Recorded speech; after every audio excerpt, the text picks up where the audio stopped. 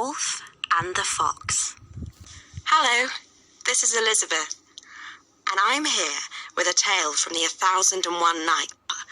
He says to her, "My eloquent queen, I love stories about animals.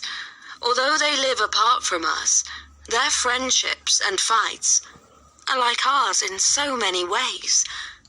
There is much wisdom to be had from tales of their world."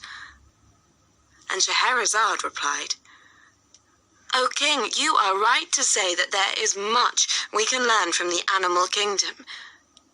And one such story comes to my mind. It is a tale of betrayal and trust. It is a story about the wolf and the fox." And the Sultan rested his head on his hand and stretched out on the couch to listen to her story. The wolf and the fox had so much in common that they were like brothers.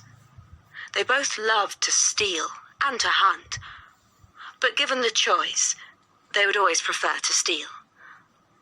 These two strong-pawed bandits of the animal world lived together in one den. But the wolf was far bigger and more powerful than the fox, and he thought himself to be the better of the pair. The fox, though smaller, knew that he was much cleverer than the wolf, and he resented the way that the wolf always acted like he was the big boss. One day, as they sat in the sun outside their cave, the fox said to the wolf, "My friend, you are like a brother to me, so let me give you some kind advice.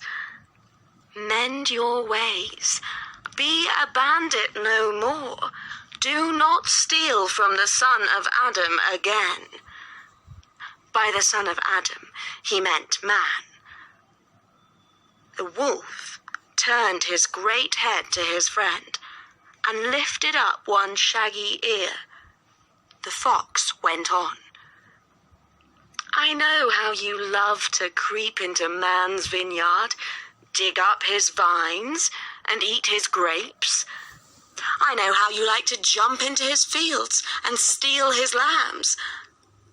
I also see how he hates you for this, and how he is planning your destruction. You would be wise to fear him, for he is full of cunning. He knows how to shoot birds down from the sky, how to lift fish from the water, how to burn wood, and how to cut up rocks. Someone that clever is bound to outwit one like you, eventually. So do as I advise. Make peace with the son of Adam, and steal from him no more." The wolf listened, and did not welcome these words, for he felt deep down that the fox was insulting him. Did he mean to hint that he was just a bit stupid? Or, at any rate, he realized that the fox thought himself to be far cleverer than him, and so he lifted up his great paw and punched his friend in the face. The poor animal went rolling over and over and was quite stunned. When he staggered back to his feet, the wolf growled at him. "It is not for you to advise your betters." It took the fox a moment or two to recover himself. When he could manage a smile, he said softly, "Of course, you are right, Brother Wolf. Forgive me. I am full of regret for my sin against you, whom I love more than any other creature in the world." And the wolf looked him up and down, saw that the fox was fittingly afraid of him, and added in a stern voice, "Learn from this lesson. Don't poke your nose into other people's business." The fox bowed his head and said, "To hear your voice is to obey, my brother." "That's more like it," said the wolf. "At least those were wise words said in the right place." "Oh, yes," said the fox, more humbly than ever. "As the poet once said, the blow of a teacher is at first hurtful, but in the end, it is sweeter than honey." And from that time on, he was always careful to show the wolf the greatest respect and to flatter him whenever possible. But inwardly, he hated the tyrant and was looking for the chance to take his revenge. The months passed, and the wolf forgot all about the incident, but the fox did not. One day, he was skulking along the wall of the vineyard, looking for a way to sneak in and steal some grapes, when he found a hole large enough for a fox, even for a wolf. At first, he was delighted, and then he thought to himself, "This is too good to be true. I think the son of Adam is plotting something here." And he stretched through the hole and gently tapped the ground on the other side with his paw.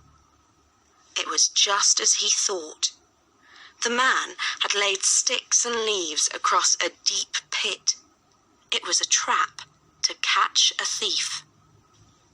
"Praised be Allah, I have found this cunning trap," said the fox happily. "And may my enemy the wolf fall straight into it." And he ran back to the den with a spring in his step. "Good news," he said, as the wolf was just shaking off his sleep. "I have found an easy way into the vineyard. You can sneak in and fill your belly with man's juicy grapes. The ripe fruit is shining on the vines, ready for you to eat." The wolf had no reason to doubt the fox's words, and he went trotting off to the vineyard in search of a delicious and easy breakfast. He found the hole in the wall, just where the fox had told him to look, and he easily crawled through it.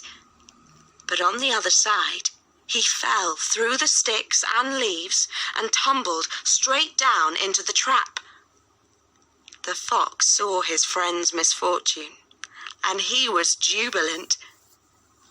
"At last, fortune has taken pity on me. Greed has pulled the wolf down to his doom." And with tears in his eyes, he peered over the edge of the pit and saw the sorrowful wolf looking up at him. "My one true friend," said the wolf, "I see that you are crying for me." "No, not one bit," laughed the fox. "I am crying because I am thinking how long you lived before this day, and I am sad because you didn't fall into this deep hole sooner." These cruel words stunned and hurt the wolf even more than his fall had done. Quite shocked, he replied, "In the name of Allah, have mercy on your brother. Go and speak to my mother. She will know what to do and will bring help." But the fox was quite unmoved by the wolf's plea. He snarled up his muzzle to show his yellow teeth and said, "You stupid, witless beast. Why should I help you, who have been a tyrant over me?" But, pleaded the wolf, "you have always protested your love for me. You have sworn to be my servant. You have promised to look after me, even in my old age. How can you turn against me like this?" "Oh, you deluded, self-deceiving fool," jeered the fox. That was my fear talking, not my heart. In truth, I hate you, for you are a bully and a brute." Still unable to fully believe these words, the wolf, half thinking that his friend was joking, said, "I pray, do not speak to me with the tongue of an enemy. Do not look at me with the eyes of a foe. For the wise poet spoke well when he said, 'Forgiveness is noble, and kindness is the best of treasures.'" "Oh, now you beg and scrape," said the fox. "But that is only because you are down there in the dark hole, and I am up here in the sun. If you rescue me from this pit, I shall repent my ways. Arr, arr!"